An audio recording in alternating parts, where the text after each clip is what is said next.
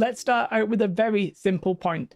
In no way is Chrono Odyssey shutting down or in any danger whatsoever. The reason I may or may not have called this video RIP Chrono Odyssey is because I saw it as a comment and it made me chuckle. But I do want to talk about how we now have two big Korean developers, Kakao Games and NCSoft, effectively possibly going head to head in the MMORPG realm yet again. Let's jump in and let's talk about what I'm talking about. The main thing is that Aion 2 has had a new trailer and there was a dev stream that contained a lot of information, and we will go through that information here for those of you who are interested in that. And it is worth noting that Aion 2, according to the financials, is expected in Korea and Taiwan at the end of this year. Chrono Odyssey is also expected in Korea and Taiwan at the end of this year. The difference being is that Chrono Odyssey is actually expected to release globally at that time, whereas Aion 2's global release is expected middle of next year according to their own financials. What does this mean for Chrono Odyssey? Well, the actual reality of it is probably Jack Diddle and Squat in my opinion. The games look completely different. Let's talk about what Aion 2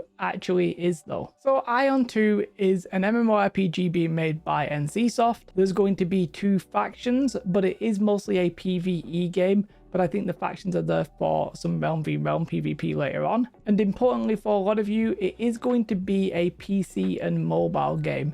Now, they emphasize that actually it was designed for PC and then they're porting it to mobile. But even if that is true, you do have to wonder and ponder if there's going to be any limitations set on the PC version simply to accommodate the mobile version, because they're all playing together as far as I can work out. As for those factions, by the way, apparently they're actually going to be on different servers, and then obviously, you know, those servers will do the realm v realm thing. Aion 2 is going to have 8 classes, and it strongly looks like it's going to have the Holy Trinity. You have a tank, an off tank, a cleric, etc. They said there's going to be over 200 dungeons, by the way. That's including, I think, like solo dungeons, party dungeons, and raid dungeons. And it sounds like there's going to be built-in matchmaking that's cross-server right from the get-go. They'll be having less gatekeeping as well, because there'll be effectively an easy mode for the people who just want to experience the story and complete the content. Even though Aion 2 is going to be on mobile, it is apparently not going to have any auto combat at all, and I suspect they stressed this because of Throne of Liberty having a big backlash when that was going to have autoplay. There's going to be more dev streams and stuff like that in the future for Aion 2. However, I think there's two major things that we need to talk about with this game, and that's going to be its combat and its business model. And actually the combat is kind of why I think it's nothing to do with Chrono Odyssey. I really don't even see them effectively competing at this point necessarily. Whilst they do say that it's going to have more reactive gameplay, and it did look like that there was a dodge and a block and that kind of stuff, the combat pretty much looks very similar to Throne of Liberty, but perhaps a little bit improved. The gameplay overall looked a little bit like Throne of Liberty, although we didn't really get to see it. I'm not saying it's Throne of Liberty 2. I wouldn't be surprised if other people say it is. I think it looked different enough, right? I don't really think it's anything like that necessarily. I don't think it's just a reskin. But that combat, if I'm honest, looks very flashy, looks very busy. It has a kind of like fundamentally different style to something like Chrono Odyssey, which looks a little bit more grounded, a little bit slower paced. But you know what?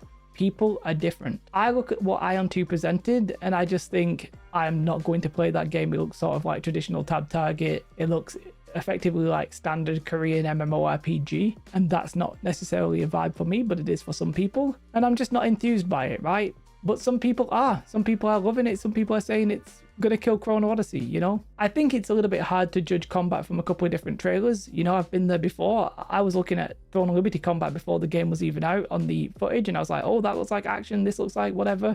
And we were completely wrong because the game had autoplay and it was literally, yeah, you couldn't move in combat. So I'm not gonna do that here. Let's reserve judgment until you can play it. Apparently there is going to be a beta test, but I think it might be Korean only. I can't see myself signing up for that. I don't really care about this game that much, but I think you can do that on the official website if you're Korean. If you're not Korean, it's probably too much of a faff. So yeah, the combat is still a little bit of a question mark, but I think it's going to be fundamentally different from Chrono Odyssey. I wouldn't call it like action combat, but I think it might be more like hybrid. They kind of did mention that phrase a couple of times, that well, I don't think they actually said hybrid, but it sounded maybe like you can flick between the two. Maybe it is just more of a hybrid model. We'll have to wait and see until we actually see gameplay, how many abilities there's going to be, all that kind of good stuff. I think if you played Aion 1, you might still be very, very excited about that combat. If you're somebody a little bit like myself, I wouldn't say I'm over tab target, but I'm definitely, you know, I'd rather not play a tab target game or a hybrid game.